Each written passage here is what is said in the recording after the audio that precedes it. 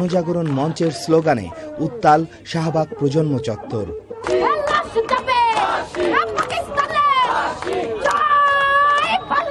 শাহবাগ থেকে বুধবার ভোরে জারিফ রহমান নামের এক শিবির কর্মীকে আটক করে পুলিশের হাতে তুলে দেন গণজাগরণ মঞ্চের কর্মীরা। গণজাগরণ মঞ্চের প্রতি সমর্থন জানাতে আসেন নৌ পরিবহন মন্ত্রী শাহজাহান খান। বিশ্বাস আইনের ধারাতেই এই রায় ইনশাআল্লাহ বাস্তবায়ন হবে। কাদের মোল্লার রিভিউ আবেদনের শুনানি মুলতবির সংবাদে ক্ষোভে ফেটে পড়ে প্রজন্ম চত্বর।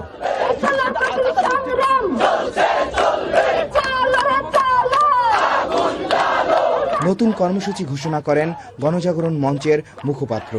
প্রয়োজনে দুর্বার গণ আন্দোলনের মাধ্যমে যেভাবে আমরা ফেব্রুয়ারি মাসে আইন সংশোধন করতে বাধ্য করেছিলাম, ঠিক একইভাবে দুর্বার গণ আন্দোলনের মাধ্যমে এই রায় কার্যকর করবার জন্য আমরা দায়িত্বশীল যারা রয়েছেন তাদেরকে বাধ্য করব। গণজাগরণ মঞ্চের পাশে দুপুরে ককটেল বিস্ফোরণ ঘটলে একজনকে আটক করে পুলিশে দেন মঞ্চের সমর্থকরা।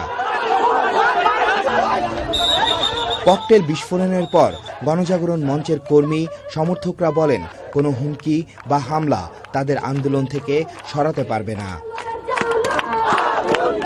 বুধবার সন্ধ্যায় গণজাগরণ মঞ্চ বিক্ষোভ মিছিল করে।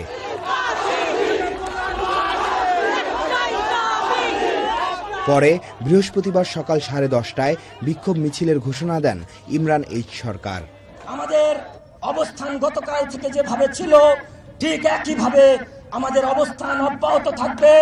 Obaidul Rashid, channel I, Dhaka. 18 দলের তৃতীয় দফা অবরোধের পঞ্চম দিন সারা দেশে বিচ্ছিন্ন সংঘর্ষের ঘটনা ঘটেছে। জেলায় জেলায় জ্বালাও পোড়াও চালিয়েছে জামায়াত শিবির। খুলনায় শিবির পুলিশ সংঘর্ষে 15 জন আহত হয়েছে। রংপুরের মিঠাপুকুরে প্রায় 3 কিলোমিটার এলাকা দখল করে তাণ্ডব চালায় জামায়াত শিবির। বঙ্গবন্ধু সেতু সংযোগ সড়কে শিবির কর্মীদের ভাঙচুর ও আগুনে বিভিন্ন যানবাহনে প্রায় 20 জন যাত্রী আহত হয়। লক্ষ্মীপুরের স্থানীয় সোনালী ব্যাংক ট্রেজারিতে হামলার চেষ্টা চালায় অবরোধ সমর্থকরা। সিরাজগঞ্জে পণ্যবাহী ট্রাক সহ বেশ কিছু গাড়িতে আগুন ও ভাঙচুর করেছে জামায়াত শিবির। নড়াইলে পুলিশ অবরোধকারী সংঘর্ষে সদর থানার ওসি সহ কমপক্ষে 15 জন আহত হয়েছে। কুমিল্লায় জামায়াত শিবিরের সঙ্গে পুলিশের সংঘর্ষে আহত হয়েছে কোতোয়ালি থানার ইন্সপেক্টর সহ 6 পুলিশ সদস্য এবং 9 শিবির কর্মী। দিনাজপুরে হাজী দানেশ বিজ্ঞান ও প্রযুক্তি বিশ্ববিদ্যালয়ে অবরোধ সমর্থকদের হামলায় কমপক্ষে 6 শিক্ষার্থী আহত হয়েছে। সিলেট, জামালপুর এবং ময়মনসিংহেও ভাঙচুর ও ককটেল বিস্ফোরণ ঘটিয়েছে অবরোধকারীরা। বিরোধী দলীয় নেতা বেগম খালেদা জিয়ার সঙ্গে তার গুলশানের বাসভবনে দেখা করেছেন চীনের বিশেষ দূত লিউ ঝাওহি। বৈঠক শেষে বিএনপির সহসভাপতি শামসের মাবিন চৌধুরী জানিয়েছেন, চীন মনে করে বাংলাদেশের রাজনৈতিক সমস্যার সমাধান এদেশের মানুষই করবে।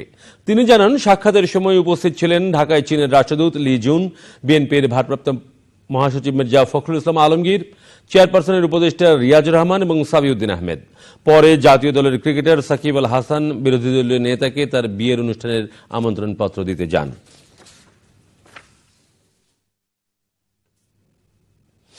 বিজয়ের মাস ডিসেম্বর। রক্ত যখন দিয়েছি, রক্ত আরো দেব। এদেশের মানুষকে মুক্ত করে ছাড়বো ইনশাআল্লাহ।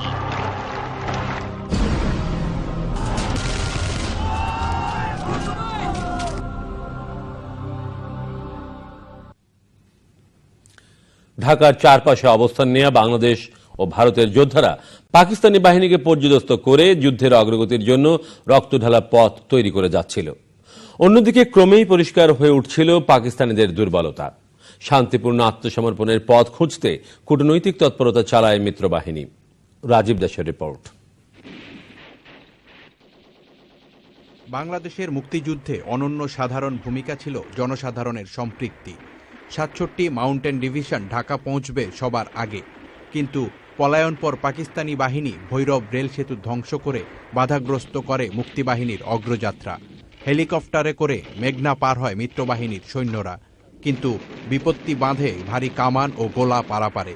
মিত্রবাহিনীর সঙ্গী ২য় ও একাদশ বেঙ্গল রেজিমেন্ট গ্রামবাসীর সহায়তা চাইলে বিজয় ত্বরান্বিত করতে এগিয়ে আসে সাধারণ জনগণ।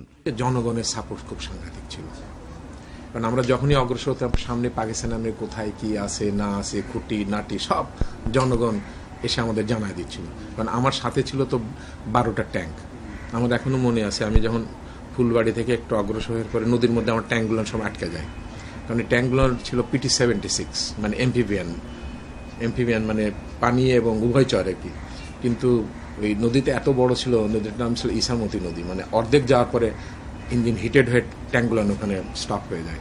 কিন্তু ওই বাংলাদেশের জনগণ যখন দেখে স্ট্যাম নদীর মধ্যে স্টপ হয়ে গেছে, তখন হাজারে হাজারে জনগণ এসে ট্যাঙ্কের নলের মধ্যে দড়ি লাগায় টেনে তারপরে পাড়ি তুলে দিছে। ঢাকা ঘিরে আক্রমণের উদ্দেশ্যে উদ্যত যখন যৌথ বাহিনী, তখন বেতার বার্তায় পাকিস্তানি বাহিনীকে আত্মসমর্পণের আহ্বান জানায় ফিল্ড মার্শাল মানেকশ। সেদিকে সাড়া না দিয়ে 500 এবং 1000 পাউন্ড ওজনের বোমা ফেলা হয় বাঙালি বসতির ওপর। তেজগাঁওয়ের অনাথ আশ্রমে নিহত হয় প্রায় 400 শিশু। আমার কোম্পানিটি দ্বিতীয় বেঙ্গলের রেজিমেন্টটি আমরা ভৈরব নদী পাড়ি হই 11 তারিখের রাত থেকে শুরু করে 12 তারিখের সকাল পর্যন্ত। এই নদীটি পাড়ি করতে যে আমাদের জনগণকে অনেক সাহায্য নিতে হয়েছে। হাজার হাজার লক্ষ লক্ষ জনতা এসে আমাদের সাজ সরঞ্জাম, অস্ত্র, গোলাবারুদ এবং যা কিছু ছিল এটিকে নৌকায় এবং তাদের নিজস্ব জিনিস দিয়ে এটুকুকে পাড়ি করে দেয়। আর আমাদের ডান দিকে ধরেন 800 গজ দূরে ভৈরবের মধ্যে অবরুদ্ধ হয়ে বসে আছে এই পাকিস্তান বাহিনীর একটি brigade, that is 23 number brigade, brigadier Sadullah. ওইটি তারা দেখছে আমাদেরকে, কিন্তু কিছু করতে পারছে না, কারণ তারা তখন আক্রমণের মধ্যে রয়ে গেছে। এইভাবে আমরা নদীটি পারি হয়ে চলে আসলাম। এমন পরিস্থিতিতে কোনো রকমে যুদ্ধ চালিয়ে যেতে থাকে মনোবল ভেঙে পড়া পাকিস্তানিরা। অন্যদিকে পাকিস্তানের সাহায্যে মার্কিন নৌবাহিনী টাস্ক ফোর্স 76 প্রেরণের নির্দেশ দেন মার্কিন president Richard Nixon. Rajib Das, channel I, Dhaka.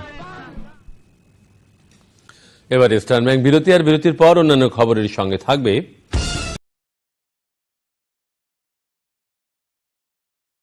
কুনুতে চিরনিদ্রায় শয়ান রোববার, এবং চ্যালেঞ্জ কাপ টিকেটে হার দিয়ে শুরু মুশফিকদের, জাতীয় দলের সঙ্গে এ দলের 12 রানের জয়।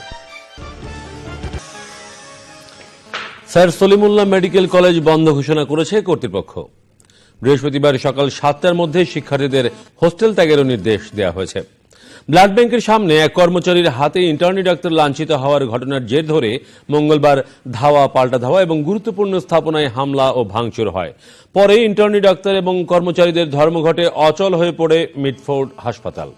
দফায় দফায় সভা করেও সমাধানের পথ খুঁজে না পেয়ে কলেজ বন্ধের সিদ্ধান্ত নেয় কর্তৃপক্ষ। 10ম জাতীয় সংসদ নির্বাচনে আওয়ামী লীগের প্রার্থীদের দলীয় প্রতীক নৌকা বরাদ্দ দিয়ে চিঠি দেয়া হচ্ছে। আওয়ামী লীগ সভাপতির ধানমন্ডির কার্যালয়ে দলের মনোনয়ন পাওয়া প্রার্থীদের হাতে তাদের সংসদীয় আসনের রিটার্নিং অফিসার বরাবর দলের সভাপতির স্বাক্ষর করা চিঠি তুলে দেওয়া হয়। জাতীয় পার্টি নির্বাচনে না আসার ঘোষণা দিলেও তাদের জন্য 61টি আসন ফাঁকা রেখেছে আওয়ামী লীগ। মহাকালের মহানায়ক, বর্ণবাদ বিরোধী কিংবদন্তি নেতা নেলসন ম্যান্ডেলাকে শেষবারের মতো পতাকা শোভিত গাড়িতে রাষ্ট্রীয় মর্যাদায় প্রিটোরিয়ায় ইউনিয়ন ভবনে তার সাবেক কর্মস্থলে নেওয়া হয়।